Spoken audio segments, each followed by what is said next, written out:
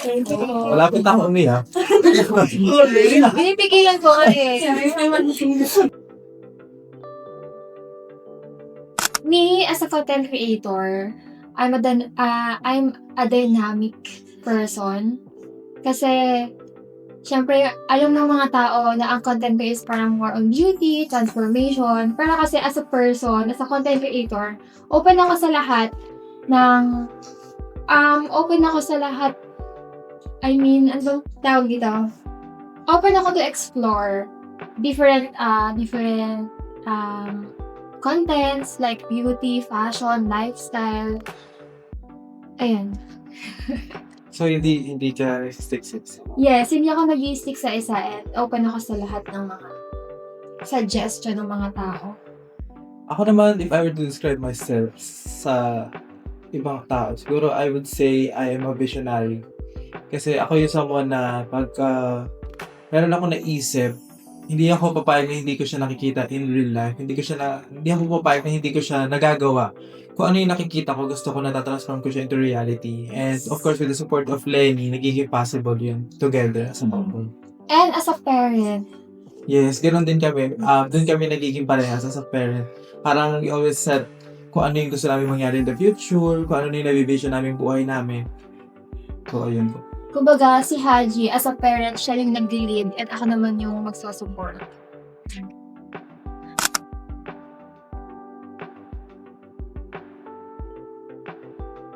Ako naman, na-inspired ako gumawa at magtuloy-tuloy gumawa ng mga contents is because sa mga tao din na nai-inspired din sa akin. So, nalaman ko kasi na may mga nagme-message sa akin na kapag napapanood daw nila yung mga videos ko, parang natutuwa daw sila, ayun na yung happy feel nila. Kaya kapag nawawala daw yung stress nila. So, sa pamamagitan ng ganon na na-receive ko, na-inspire din ako lalo na ituloy-tuloy yung mga contents ko. Ako naman, at first, parang gusto ko lang talagang i-showcase ko ano yung mga kaya kong gawin. Kasi I'm a very competitive person. So, gusto ko laging i-test yung sarili ko kung hanggang saan yung kaya ko. So, when it comes to creating content, lagi kong nilalagyan siya ng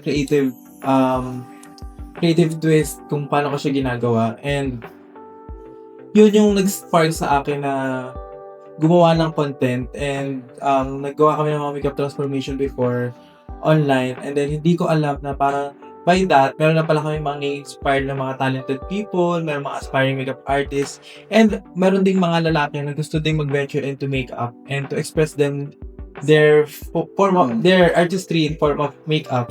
So doon nakita ko din yung purpose ko na meron palang purpose yung ginagawa ko.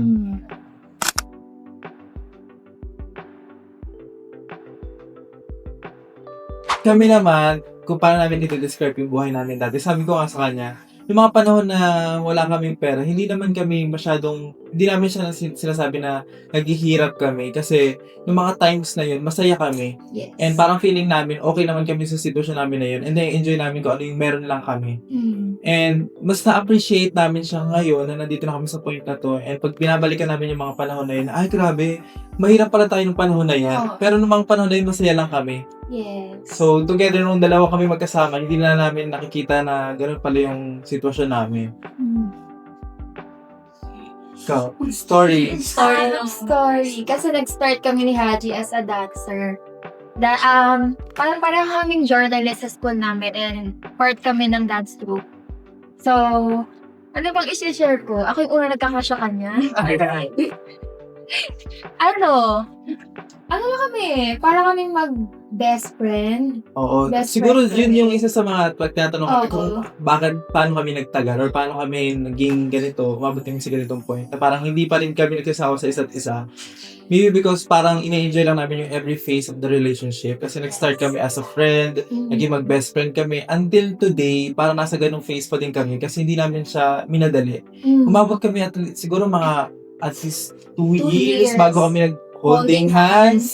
Inabot kami ng 3 years bago kami natulog sa bahay ng bawat isa. Oo. Kumbaga parang, siguro yung 1 year, 2 years na relationship namin, para lang kaming may crush sa isa't isa. Yes, oo. And until now. Until na parang very fresh pa din na mag-asawa kami or parang bago lang sa amin na mag-partner talaga kami for life. Kaya nga, ang dami nagtatanong kung ano daw secret.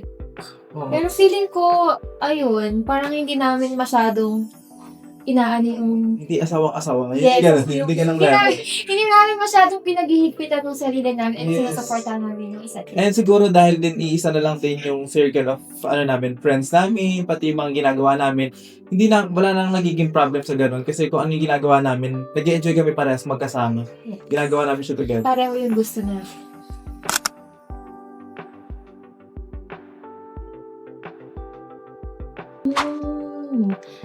Siguro parang same din kanina as a couple. Ganun din kami. Siguro, kapag tinatanong kasi kami talaga, ako talaga yung sumusupport kay Haj. More on support, push, and si Haji naman yung nagli-lead. Yeah, kami, very contented na kami sa relationship namin. And to the point na sobrang naiintindihan na namin yung bawat isa. And marunong na kami mag-adjust pa ang kailangan or kung ano man yung kailangan ng isa sa amin. And hindi kami, parang lagi kasi kaming aligned when it comes to our goals. Parang lagi na namin, pag may gusto siya, gusto ko rin siya. So, yung direction namin, yung isa lang. Pag may gusto ako, wala siyang choice. Or pag may gusto siya, gusto niya yun, gusto ko na rin yun for her. So, susupport niya siya para makamit namin yung parehas. So, as a couple, ano kami, nag-aalay. Nag-a-align talaga kami.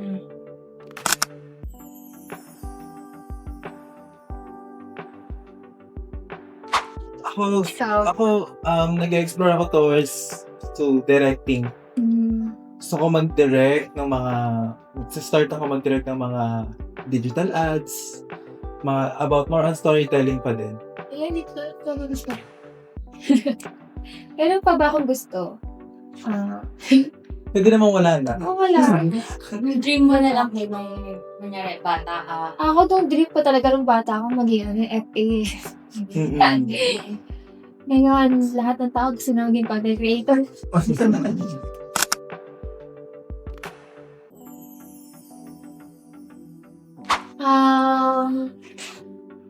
Ano ko ba na-discover? Kasi ako mahilig akong mag-ukay. Mahilig akong ano tawag dun? Mag-alter ng mga dami. Oo, mahilig akong mag-ganon. So, ako before kasi, mahilig akong mag-budget, kunyari 100 pesos, kailangan kong makabuo ng ganitong Dahil yun lang din ang afford namin. Oo. Dahil ayun lang din yung afford, kailangan ko siyang lagyan ng creative, Sabi ko kakalanin, doon ko nakita na meron sila yung mata pagdating sa fashion. Kasi kapag pupunta kami ng ukay-ukay, maganda to. Oo, Sabi ko, maganda siya. maganda ba Pero yan? hindi siya Tapos, nagagasahan. Pag sinuot niya na, in-styling niya na, Ah. ay, ang ganda, oo nga. Ibig sabihin, siya lang nakakita na meron siyang vision pagdating sa styling. And sabi ko, talaga sila, yung fashionista talaga siya. And share ko lang din kasi bago pa ako mag-content creator, mag-TikTok ganyan, and mag-makeup si Haji. Nagko-cosplay talaga ako sa school namin. Tapos, nanalo din ako as a female, Best cosplay. best cosplayer. Best female Player of character. the year. Oo. Tapos, bago pala ako mag-TikTok, may din ako, nasa theater din ako. Acting, ganyan, lip sync, dance. Yun lang. Share ko lang.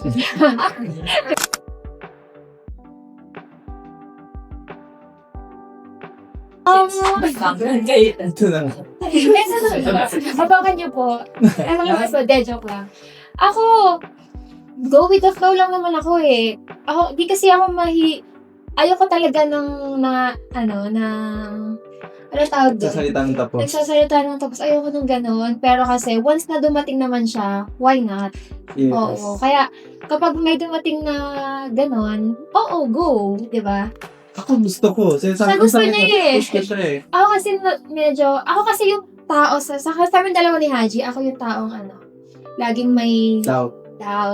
scared, ganyan. Pero si Haji yung magpupush na, kaya ko yun, ganyan. Oo. Kasi nakikita ko siya, dinedirect ko siya, nakikita ko siya na umaacting siya. Kaya niya eh. Tapos sinasabi ko sa kanya, pwede ka mag-artista, pwede ka ha. Kasali ko sa PBB. Ayaw niya ng PBB, ayaw niya ng Pero sinasabi ko sa kanya, itry niya. Why not? Pero kung gusto mo, kung masaya kong ginagawa yun, susupport naman.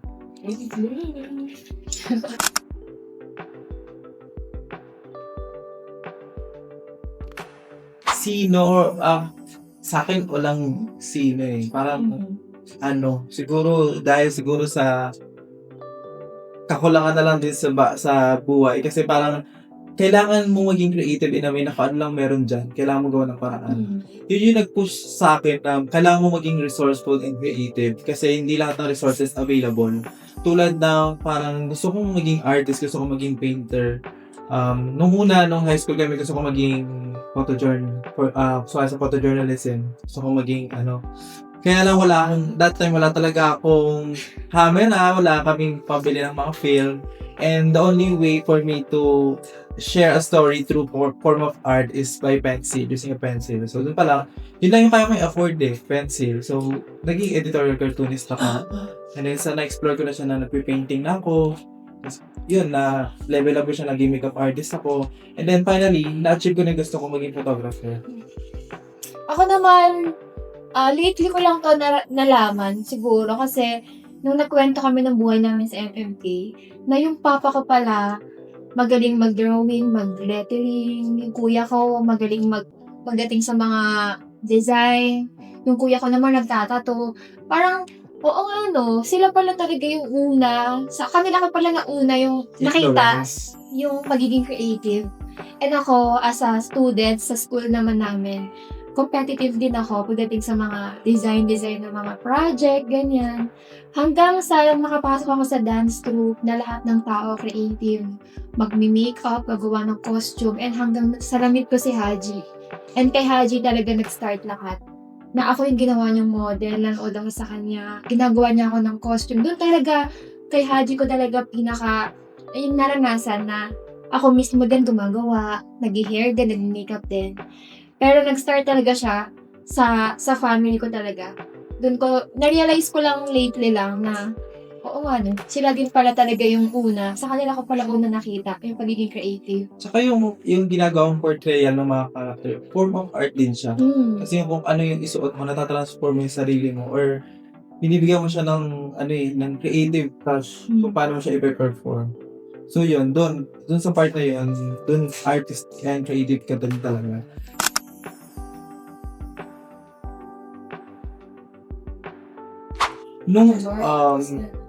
Kasi before ako mag-makeup, nagdo-drawing na ako ng mga portraits. So, charcoal pencil yung ginagamit ko noon. And then, may idea na ako kung paano nag-work yung mga highlights, contour, shading, and etc. And then, tuwing may events sa school namin, nakikita ko yung mga dancers, nakikita ko yung mga drum and learners, nag-makeup sila. So, that time, nakikita ko na din na yung mama ko inaayusan yung kapatid ko. Ganyan. So, nagkakaroon ako ng idea na, parang same lang din pala ng process yung pag-painting sa kayo makeup. And then, sa school namin, merong competition ng makeup. Walang representative yung school namin kasi bawal ang makeup sa school namin noon that time. So, nakita nila na may potential lumaban yung artist sa makeup. So, tinry kong aralin. Book-based. So, wala pang nag-mentor sa akin, no? So, talagang binasa ko talaga siya. Kasi hindi pa uso YouTube doon. So, talagang binasa ko yung papel. And then, sila yung pinagpa-practicean ko nun. Tuwing uwi kami after school, ina-apply ko sa kanya lahat ng natututunan ko doon. Yung una talaga, hindi ako mamikap na tao. Pero yun, simula nung minikapan ako ni Haji, dun na akong talaga nagano.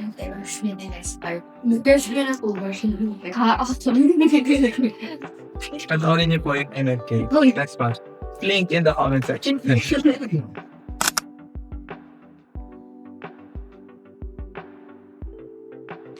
Etong studio na to.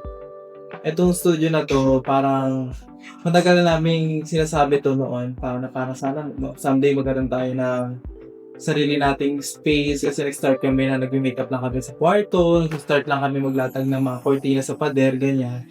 And this is something na parang sinasabi ko nga, nabubuhay na tayo sa pangarap lang natin. Kasi ngayon meron na tayong studio, nakakapag-shoot na tayo ng lahat ng content na gusto natin. Kasi ito yung dati na ini-imagine lang namin. Yes. And ngayon meron kami freedom na gawin namin lahat dito sa studio.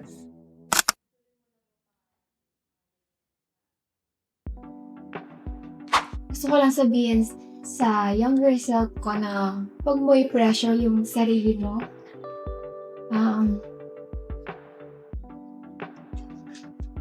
And lahat ng, ay patuloy ka lang mangarap kasi unti-unti matutupad mo yun.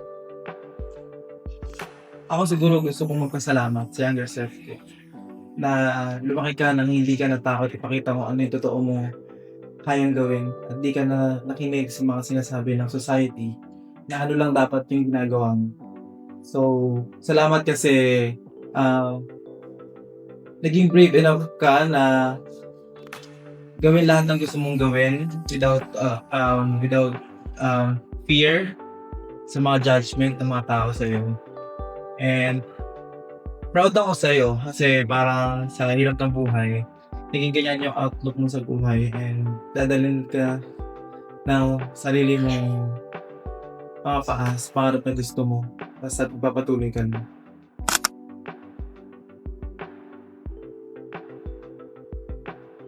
Ako kasi talaga, personally, ang pinangahawakan ko talaga para mag-move forward is ayoko na talaga yung sitwasyon ng buhay ko noon. So, yun lang talaga yung reason na gusto ko makatulong sa parents ko. Gusto ko may alis sa sarili ko sa sitwasyon kung saan ako lumaki. So, yun yung pinangahawakan ko. Kaya, nag-work ako everyday para hindi na yun maranasan ng anak ko.